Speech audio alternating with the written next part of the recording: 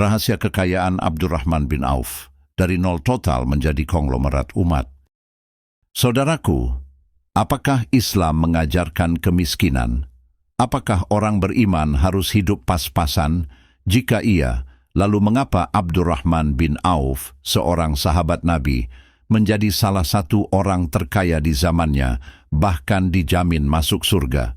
Yang lebih mengherankan, ia hijrah dari Makkah ke Madinah tanpa membawa apa-apa. Tidak ada modal, tidak ada aset, tidak ada koneksi.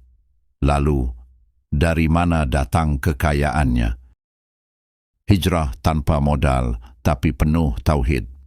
Ketika Abdurrahman bin Auf hijrah, seluruh hartanya dirampas kaum Quraisy. Ia benar-benar nol. Lalu datang Sa'ad bin Rabi, saudara Ansyar, menawarkan, "Wahai saudaraku, aku orang terkaya di Madinah. Ambillah separuh hartaku." Jawaban Abdurrahman bin Auf, "Barakallahu laka fa ahlika wa malika." Tunjukkan kepadaku di mana pasar. Hadis riwayat Bukhari. Inilah fondasi bisnis Islam. Ia tidak menggantungkan rezeki pada manusia, tapi pada Allah melalui usaha. Pesan dakwah, tauhid melahirkan kemandirian. Muslim sejati tidak hidup dari belas kasihan. Masuk pasar, bukan menunggu keajaiban. Apa langkah pertama Abdurrahman bin Auf? Bukan mencari bantuan, mengeluh, menunggu warisan. Tapi masuk pasar, ia pergi ke pasar Bani Qainuqa, pusat perdagangan Madinah. Pelajaran bisnis. Jangan mulai bisnis dari ego. Mulailah dari pasar yang sudah hidup. Ikuti arus uang, bukan gengsi. Banyak orang gagal bukan karena kurang iman, tapi karena tidak mau turun ke pasar. Mulai kecil, tapi cepat berputar. Abdurrahman bin Auf tidak langsung berdagang besar. Ia memulai dari keju mentega, barang kebutuhan harian. Kenapa? Cepat laku, risiko rendah, perputaran cepat.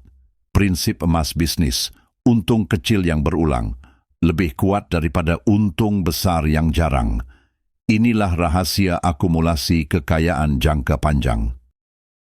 Kejujuran sebagai strategi bisnis.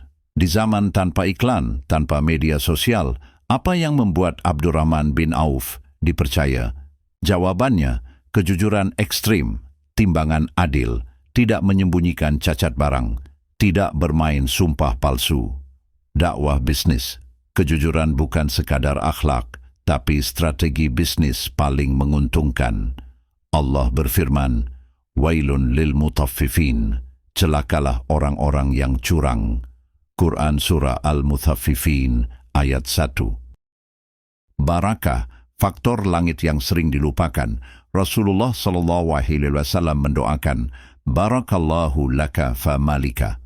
Saudaraku, inilah rahasia terbesar yang tidak ada di buku bisnis barat, barakah.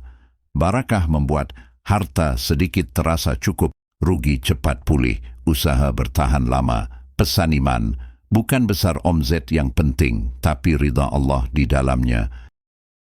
Kaya tanpa diperbudak harta. Abdurrahman bin Auf kaya, tapi tidak cinta dunia. Ia pernah menangis saat makan enak, seraya berkata, "Mus'ab bin Umair lebih baik dariku." Namun ketika umat membutuhkan, ia menyumbang ratusan unta, membiayai jihad, menafkahi fakir miskin. Inilah keseimbangan Islam, kaya di tangan, zuhud di hati.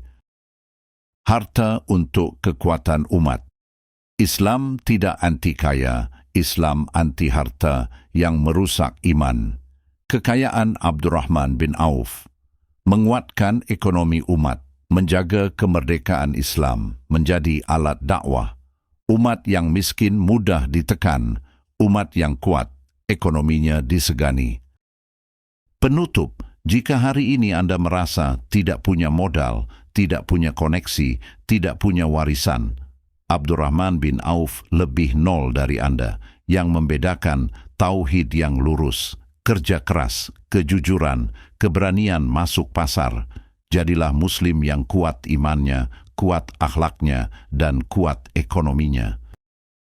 Semoga Allah menjadikan harta di tangan kita sebagai jalan menuju surga, bukan penghalang darinya.